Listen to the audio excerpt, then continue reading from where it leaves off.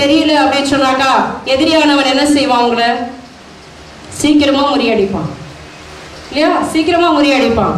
அதனால நல்ல ஆவிக்குள்ளாக இந்த செவ குழுவானது, அதற்கு இதுக்கு பெயர் சாதாரண பெயரே கிடையாது. அக்கினி சிறகுகள். இந்த அக்கினி சிறகுகளை எந்த எட்ஜில தொட்டாலும் என்ன ஆகாது? பத்திட்டு எரியும். பத்திட்டு எரியும். உங்களை நான் குறை சொல்றேன்னு நினைக்காதீங்க, நீங்க வளர்ச்சி அடையணும். அதுதான் என்னுடைய ஆசை. சரியா? இதை நீங்க இன்னும் கொஞ்சம் நல்லா ஆவியில் அனல்ல நல்லா உட்காந்து நல்லா வேதத்திற்கு என்று வேத வாசிப்புக்கு என்று இன்னும் கொஞ்சம் அக்கினிய நீங்க போட பார்க்கிறீங்க. ஹல்லேலூயா, ஹல்லேலூயா. அப்ப இன்னைக்கு நம்ம பார்க்கிறோம், இன்றைக்கு சபை பெரும்பாலுமாக இத்தகைய ஒரு வெதுவெதுப்பான நிலையில தான் இருக்கு. அப்ப இந்த சின்ன சபையே இப்படி வெதுவெதுப்பான ஒரு நிலையில இருக்கும் பொழுது பெரிய சபைனா எப்படி இருக்கும்?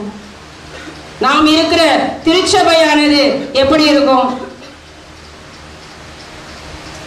நம்ம சொல்றோம் ஏதோ பெருசா நடக்குது நம்ம கோயில்ல. எங்க கோயில்ல யூத் மீட்டிங் இருக்கு, எங்க கோயில்ல மரியாயின் சேனை இருக்கு, எங்க கோயில்ல இன்னும் என்ன விசேஷ சபை இருக்கு, எங்க கோயில்ல அன்பியங்கள் இருக்கு. இன்னும் பெரிய காரியங்கள்ல நம்ம என்ன செய்யறோம்? இன்னைக்கு மார்த்தட்டிட்டு உட்காந்துட்டு இருக்கோம். எல்லாமே இருக்கு அப்படின்னு சொல்லிட்டு பாத்தீங்கன்னா சமூக சேவை கூடங்கள் இருக்கும், சமூக மையங்கள் இருக்கும், காலேஜஸ் இருக்கும், ஸ்கூல் இருக்கும், எல்லா ஹேண்டிகேப்ஸ் ஹவுசஸ் இருக்கும். அடுத்தது என்ன? முதியோர் இல்லங்கள் இருக்கும். ஆனா என்ன இருக்காது அங்க அப்படின்னு சொன்னா ஆவியில அனல் இல்லாத சபைகள். ஹல்லேலூயா, ஹல்லேலூயா. அப்ப இன்றைக்கு அதான் நான் சொன்னேன், அந்த சபையை நீ பார்க்காத. இன்றைக்கு நம்ம பார்த்தது போதும். அதனாலதான் ஆண்டவர் இன்றைக்கு நம்மை ஒரு குட்டி சபையாக இந்த இடத்துல எழுப்பி இருக்கிறார். அப்ப நான் எழுப்பின நானும் அனலற்ற ஒரு வாழ்க்கை வாழ்ந்து கொண்டிருக்கிறேன் அப்படின்னு சொன்னா ஆண்டவருடைய உள்ளத்தை நான் என்ன செய்யறேன்? துக்கப்படுத்துற ஒரு மகனாக மகளாக மாறுறேன். அப்ப இங்க ஆண்டவர் சொல்றாரு, எழுப்புதல் கூட்டங்கள் இன்னைக்கு எப்படிப்பட்டதா இருக்கு? இன்னைக்கு எப்படிப்பட்ட எழுப்புதல் கூட்டங்களா இருக்கு அப்படின்னு பார்க்கிறோம். அப்படின்னா நிறைய கூலிக்கு வேலைகள் ஆட்களை வச்சு பாடுற கூட்டங்கள், கூலிக்கு ஆட்களை வச்சு ஆண்டவருடைய வார்த்தையை சொல்லுகிற கூட்டங்கள், அதற்கு லட்சக்கணக்காக ஆயிரக்கணக்கான மக்கள் ஆண்டவருடைய வார்த்தையை கேட்கிற நிலைகள் இந்த காலத்திலேயே கூட நம்ம பார்க்கிறோம். ஆனா எத்தனை பேர் ஆவியின் அனலோடு கூட அக்கினியோடு கூட அவருடைய வாழ்க்கையை தொடர்ந்து நடத்தபடியாக அந்த கூட்டம் நடத்துகிற அந்த கூட்டம் அனுப்பி வைக்கிறது?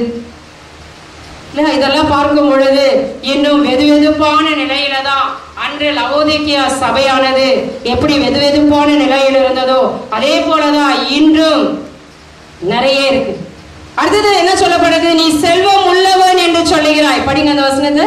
ஆகவே எனக்கு செல்வம் உண்டு, வளமை உண்டு, ஒரு குறையும் இல்லை என நீ சொல்லிக் கொள்கிறாய். ஆனால் நீ இழந்த இறங்கத்தக்க வறிய பார்வையற்ற ஆடையற்ற நிலையில் இருக்கிறாய் என்பது உனக்கு தெரியவில்லை. அப்ப இங்க பார்க்கிறோம், அந்த சபையில லவோதிக்கியா சபையில எப்படிப்பட்ட ஒரு நிலை அப்படின்னு சொன்னாக்கா, நிறைய செல்வர்கள் இந்த சபையை கட்டி எழுப்பக்கூடிய நிலைக்கு அவர்கள் முன் வருகிறாங்க. ஏதாவது ஒண்ணு வேணுமா, உடனே அவர்கள் என்ன செய்யறாங்க? நாங்க இந்த இதை கட்டி எழுப்புவோம். அப்படிப்பட்ட ஒரு நிலையில வெளிப்பிரகாரமாக இந்த சபை காணப்பட்டாலும் ஆண்டவருடைய இதயமானது எப்படிப்பட்ட நிலையில இருக்கு அப்படின்னு சொல்லிட்டு நம்ம பார்க்கும் பொழுது அங்க ஒண்ணுமே இல்லை. ஆண்டவருடைய இதயத்தை புண்படுத்துகிற ஒரு நிலையில தான் அந்த சபையானது இருக்கிறது என்றை நாம் பார்க்கிறோம். இதே போலதான் இன்றைக்கு இருக்கிற சபையானது இன்றைக்கு எப்படிப்பட்ட சபை, இப்படி எப்படிப்பட்ட நிலைகள் சபைகளுக்குள்ளாக இருக்கு. நம்ம சபையில பார்ப்போம், நம்ம சபையில செல்வம் கொழிக்கிற ஒரு சபையாக தான் இருக்கு. திருச்சபையில ஏதாவது குறை இருக்கா? ஒண்ணுமே இல்லை. அன்னைக்கு திருத்தூதர் டீக்கன், அவருக்கு என்னப்பா சொல்லுவாங்க? ஜெரம் டீக்கன் இல்லையா? அவர் ஃபாதர் ஆகிறதுக்கு முன்னாடி இருக்கிற பிரதரா இருக்கிறார். அப்போ அவர் என்ன செய்யறாரு அப்படின்னு சொன்னாக்கா, அவர் அந்த நாட்களில் இருந்த அரசன் அவரை பார்த்து என்ன சொல்றாரு? உன்னுடைய திருச்சபைக்குள்ளாக இருக்கிற நிறைய சொத்துக்கள் உன்னுடைய சபையில திருச்சபைக்குள்ளாக குவிந்து இருக்கு, அதெல்லாம் எனக்கு கணக்கு போட்டு காண்பி, உன்னுடைய கணக்கு கொண்டு வரணும் என்கிட்ட அப்படின்னு சொல்லும் பொழுது இவர் என்ன செய்யறாரு? லாரன்ஸ் 3 நாள் கணக்கு அவகாசம் கேட்கிறார். அவகாசம் கேட்டு என்ன செய்யறாரு, 3 நாள் எனக்கு டைம் கொடுங்க, திருச்சபையினுடைய எல்லா சொத்துக்களையும் நான் பட்டியல் போட்டு கொண்டு வந்து உங்ககிட்ட காண்பிக்கிறேன் அப்படின்னு சொல்லும் பொழுது இவர் என்ன செய்யறாரு, ஓகேன்னு சொல்றாரு. இந்த அரசனுடைய பெயர் எனக்கு ஞாபகம் இல்லை. அப்போ இவர் என்ன செய்யறாரு, டீக்கன் போயிட்டு எல்லாரையும் கூட்டிட்டு வர்றாரு. யார? நொண்டிகள், ஏழை, சப்பானி, மூட, முதியவர்கள், இப்படி எல்லா இயலாதவர்கள், இப்படிப்பட்டவர்களை எல்லாரையும் கூட்டி ஒன்னா சேர்த்து வச்சிடறாரு. ராஜா இவரை கேட்கிறார், 3வது நாட்கள் எல்லாம் சேர்த்துட்டியா, எல்லாம் கொண்டு வந்து காமி அப்படின்ட்டு. இப்போ ராஜா சொல்றார், இவர் சொல்றாரு, டீக்கனு நான் வந்து அவங்களெல்லாம் கொண்டு வந்து காமிக்க முடியாது, ஆனால் நான் அவர்களெல்லாம் ஒன்றா சேர்த்துட்டேன். யாரை? அந்த பொருளெல்லாம் நான் ஒன்றா சேர்த்து வச்சிருக்கிறேன், நீங்கள் வந்து பாருங்க அப்படின்னு பார்க்கும் பொழுது அந்த ராஜா பார்க்கிறாரு, அங்கே எல்லா நொண்டிகளும் முடவர்களும் எல்லா சப்பானிகளும் குவிந்து இருக்கிறத பார்த்துட்டு லாரன்ஸ் அவர் கண்டிக்கிறார், கோவப்படுறாரு. நீ என்ன என்னை கேலி பண்றியா அப்படின்னு சொல்லிட்டு அவர் சொல்றாரு, திருச்சபையின் சொத்துக்களே இவர்கள் தான், இவர்கள் தான் திருச்சபைக்கு சொத்து. நீ நினைக்கிறது போல பொன்னும் பொருளும் எங்கிட்ட இல்லை. இப்போ அன்றைக்கு இருந்த காலம் எப்படிப்பட்ட காலமா இருக்கு, இன்றைக்கு இருக்கிற காலம் எப்படிப்பட்ட நிலையில நம்முடைய சபைகள் இயங்கிட்டு இருக்கிறது அப்படின்னு நம்ம பார்க்கிறோம். இன்றைக்கு உன்னிடத்துல பொண்ணு இருக்கு, உன்னிடத்துல செல்வம் இருக்கு அப்படின்னு சொன்னா உன்னை எப்படிப்பட்ட ஒரு நிலையில பிரிவினைப்படுத்தி உன்னை வேறுபடுத்தி பார்க்கிற ஒரு கூட்டமானது உனக்கு நீ இருக்கிற தளத்துல இருக்கு அப்படின்னு சொல்லிட்டு நீங்க பாருங்க. ஹல்லேலூயா, ஹல்லேலூயா. அப்ப இப்படிப்பட்ட சபைகளை பார்த்து சந்திக்கும் பொழுது அவருடைய ஆலயங்களை அவ்வளவு காப்பிப்பாங்க. எங்க ஆலயங்களை பார்த்தீங்களா, ஒரு 15 வருடத்திற்கு முன்பாக இதுல ஒரு கூரை குடிசைதான் இருந்தது, இதற்குள்ளாக ஒரு பெஞ்சு கூட இல்லை. ஒரு முறை ஒரு பங்கு தந்தை அவரை நான் சந்திக்கும் பொழுது ரொம்ப சந்தோஷமா என்கிட்ட சொன்னாரு. நான் ரொம்ப வருஷம் கழிச்சு தான் அவரை போய் பார்த்தேன். அவர் சொன்னாரு, நான் வந்து பார்த்தியா, கோயில பார்த்தீங்களா அப்படின்னாரு.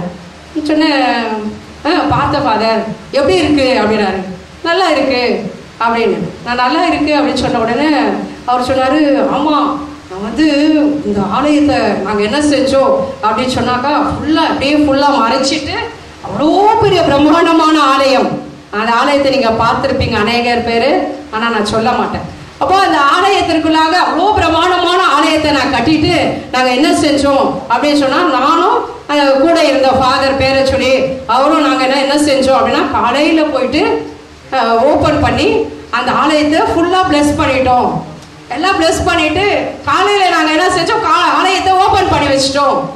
காலையில் மக்கள் 5:30 மணிக்கு பூசைக்கு வரும் பொழுது இவ்வளோ நல்லா இருக்கு அப்படின்னாங்க அப்படின்னு சொல்லிட்டு சொன்னாரு. அப்போ இந்த ஆலயம் எப்படி இருக்கு அப்படின்னு கேட்டாரு. நான் சொன்னேன், நல்லா இருக்கு ஃபாதர், ஸ்டுடியோ மாதிரி இருக்கு அப்படின்னு சொல்லிட்டு சொன்னேன். ஆமா, கரெக்டா அப்படிதான் சொன்னாங்க மக்கள், கரெக்டா அப்படிதான் சொன்னாங்க. இது இருக்கு இருக்கு. இன்றைக்கு நீங்க போயிருந்தீங்கன்னா அந்த இடத்துல அப்படிதான் பார்ப்பீங்க. அப்போ அவர் சொன்ன அந்த வார்த்தைகளை பார்க்கும் பொழுது பல கோடி ரூபாய் போட்டு அந்த ஆலயத்தை அவர்கள் எழுப்பி இருக்கிறாங்க. பல கோடி ரூபாய். யாருடைய பணம் அதெல்லாம்? யாருடைய பணம் அது? இன்றைக்கு அந்த ஆலயம் எப்படிப்பட்ட ஒரு நிலையில இருக்கு அப்படின்னு சொன்னாக்கா, லவர்ஸ் பார்க் மாதிரி இருக்கு. நீ எல்லா விதமான இச்சை நிறைந்த மனிதர்களையும் அங்க பார்க்கலாம், எல்லா விதமான கேளிக்கை, எல்லா விதமான நிலைகள்ல இருக்கிற மக்களையும் நீ அங்க பார்க்கலாம். ஆனா ஆவிக்குரிய அனலானது அந்த இடத்துல இல்லை. ஹல்லேலூயா.